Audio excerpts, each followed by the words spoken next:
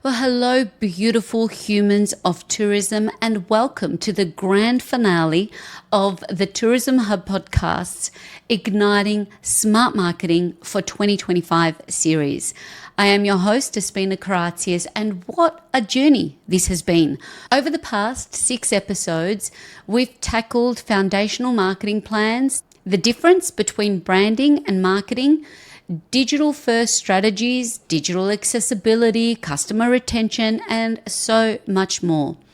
Today, we close the series with an episode that ties it all together: investing in yourself and your business, budgeting for growth. In tourism and small business, the only constant is change. Trends evolve, consumer expectations shift, and new opportunities emerge. To thrive, we must all commit to growth, not just for our business, but for ourselves as leaders and givers. This means budgeting for marketing innovation, professional development, and future readiness. Let's finish strong, my friends, and begin with the basics. Why is budgeting for growth so important? In small businesses, especially tourism, budgets are often tight. The temptation to cut corners, especially in marketing and personal development and business development, can be strong. But here's the truth in what I've learned along the way. Investing in growth is not an expense. It's a necessity where you must think of it as an investment. Marketing drives visibility, engagement, and bookings. And stopping the spend or not considering the spend and not intentionally budgeting for what that looks like can be more costly to the business than just going ad hoc. Personal and business development sharpens your skills, helps you stay competitive, and ensures you're ready to lead your business into the future. Not to mention getting you in the room with other like-minded people and what opportunities that can create when you're looking at this from a collective approach. Together, you can create a lifeblood for sustainable success in your business through your networks as well as your skills. According to Deloitte, businesses that consistently invest in marketing during uncertain times are 3 times more likely to outperform competitors when markets rebound. On the personal side, professionals who prioritize upskilling and learning report 20% higher career satisfaction and success rates. In tourism, growth is also about relationships. We've talked about that a lot.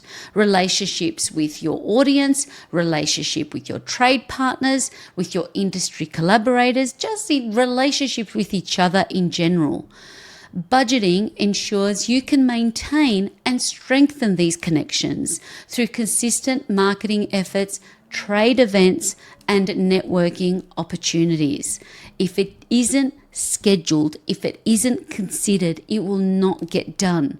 So particularly as we're entering a new phase and a new chapter, I want you to be strategic about putting in that line item if you don't already, and make sure that you make that commitment.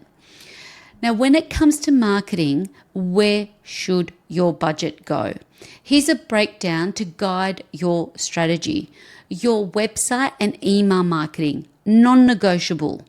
Allocating a significant portion of your budget to maintain and optimize your website is, like I said, it's a must. It's a must.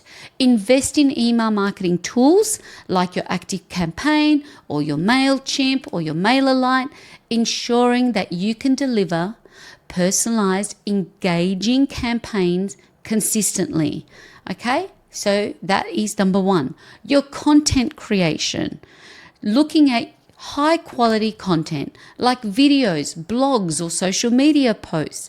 drives engagement and builds trust. If resources are tight, consider outsourcing specific tasks like the editing component or graphic design component. So if we're not budgeting for this, we can't allocate it to someone. So let's budget not only your funds and your resources, your money budgeting, but also thinking about how you are allocating your time. We know that these things are important, but now to get them done, we have to think about who, how, when, why, and what will it cost us? Will it cost us our time or will it cost us our cash? This is the opportunity for you to think about that. Now we move to paying to play. Now, a lot of what you've heard on this series and anything that I share is for organic growth and what you can do without the cash to splash, knowing, yours truly, knowing that there's not copious amounts of funds to do this. However, platforms like Google Ads and Meta Ads can help you drive that targeted traffic. But start small and optimize as you go. Focus on campaigns that guide people to your website or promote email signups. Be really clear with the outcome that you want to achieve. But start small, start organically. That's definitely, I have, hand on heart, I have been there and I have done that and achieved great success by doing things incrementally. Keep building, but we have to start and we have to continue. Then we talked about your trade and your partnerships, reserving those funds for the trade shows, hosting those familiarization trips, or co-branding campaigns with your partners. Think about these. See it, be it, do it. Okay, so we have to think about what is happening in the next quarter, for the remaining of the financial year, where you must be in the room and be visible to make those connections. There's plenty coming up, and maybe this is when I wish there was people to talk to here. Maybe that's something I can look at, and I'll put it on my little note here, that looking at what is coming up in the year ahead that you should really, really think about investing in yourself and traveling to. Last but not least, data and analytics tools like your Google Analytics, SEMrush or HubSpot, or your MailChimp or your Meta Business Suite all can help you measure your performance and refine your strategy. The key is balance, and the key is actually giving this some thought and making some decisions. Prioritize the channels that are giving you the highest return. Prioritize the content that is resonating with your audience, and look at that return on your investment and return on your communications, and ensuring that every dollar spent and every minute that's spent in your business is supporting those overarching goals. Now let's talk about the most valuable investment that you can make, and that is on you, my dear friend, on you and the people that are supporting you, your team. As a leader in any business, staying sharp and inspired is essential to keep everyone around you sharp and inspired. Here's how to make this happen. Upskilling and training. Now, there are plenty of online courses. There are plenty of things that I have no doubt are happening in your own backyard. Are you paying attention to these? There are plenty of mentor programs. The world is changing rapidly, and staying informed and getting yourself in the right room with the right people ensures that you and your people are not left behind. For example, and shameless plug here at the Institute of Excellence, this podcast, free. We also offer courses tailored to the tourism and small business industries, self-paced and on demand, very affordable. These resources are there to help you master skills like digital marketing, leadership, and customer service, to name a few. There is so much out there. We just need to be connected to the right people at the right time to keep us green and growing and not ripe and rotting. We don't want to be ripe and rotting. Networking and industry events, allocating part of your budget and your time monthly, weekly, quarterly to attend industry engagements, conferences, trade shows, breakfast, lunch, dinners. These events are invaluable for building that muscle of relationship and gaining insights and staying connected. You never regret it. It's like going to the gym. You just never regret it. As painful, as busy as your day can be, showing up in a room full of other humans of tourism and hospitality and events, you always walk away learning something new or meeting someone that ignites you, and no doubt you to them.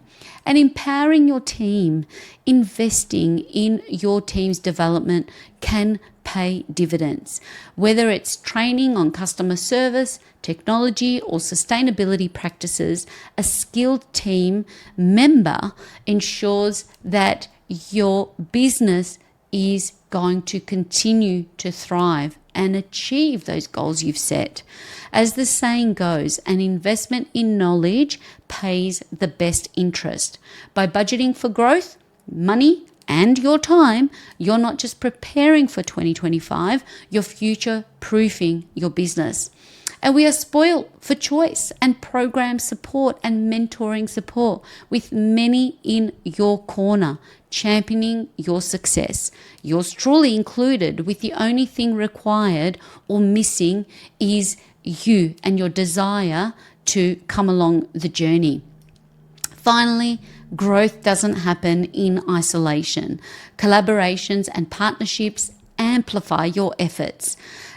Trade partners, partnering with trade. We talked about the definition of trade partnerships and third parties, travel agents, tour operators, online travel agents to increase reach and bookings. Now, I will dedicate more of a bit of an episode on this concept of being trade ready, because not all, I have been working one-on-one with many businesses that want to play in this playground, and we have to take a few steps back before we can move forward.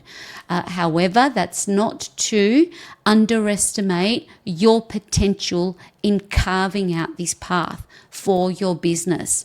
Another one, something that I spoke to earlier about being a marathon, not a sprint. This is something I have walked this path, and I'll happily help anybody else do the same.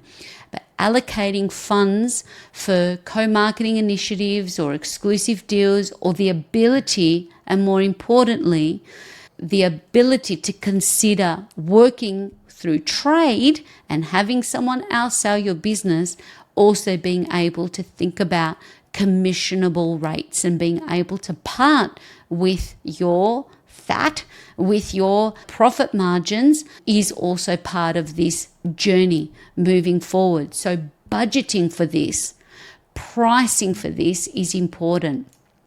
And local businesses. Starting here, I ran a workshop when, we got funky and we couldn't operate internationally. So the whole premise was around international marketing. But when we couldn't, it was think global, start local. Your local businesses, they're your first initial low-hanging fruit to be able to sell or refer you business. So collaborating with complementary businesses in your area. And it can include anything from cafes, restaurants, tour, transport providers, accommodation providers, attractions, to create bundled experiences, packages, or shared promotions. And community engagement. Again, I can't stress that enough.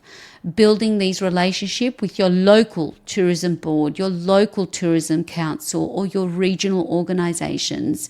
Many offer grants or support to help the local economy. And speaking of local economy, your local council as well as your local tourism council. And digital collaborations, partnering with influencers, bloggers, or content creators who align with your brand values. Their reach can introduce your business to new engaged audiences. And remember, collaboration is about creating win-win opportunities. We only look through those win-win opportunities. With the right partners, you can achieve more with less. So let's end this series with an action plan that sets you up for success. And when it comes to evaluating your budget, assess how much you're currently spending on your marketing and your business, your intentional business and personal and emotional intelligence. Are you prioritizing the right areas, or are you analyzing, auditing, looking for gaps and then filling in that need to strengthen the areas that are weaker? Invest in your one new skill. Sign up for that course. Read that book. Attend that workshop. Listen to that podcast in the next quarter that enhances your leadership and your marketing ability. Even if it is simply subscribing to a podcast that will help you. Hopefully it's this one, but taking that weekly takeaway will be something better than nothing. I certainly show up here to give and provide as much value as my own resources possibly can. And strengthening those partnerships, reaching out to an existing or potential partner with a collaborative idea, building a relationship that benefits you both, leading always leading with how you can add value to them.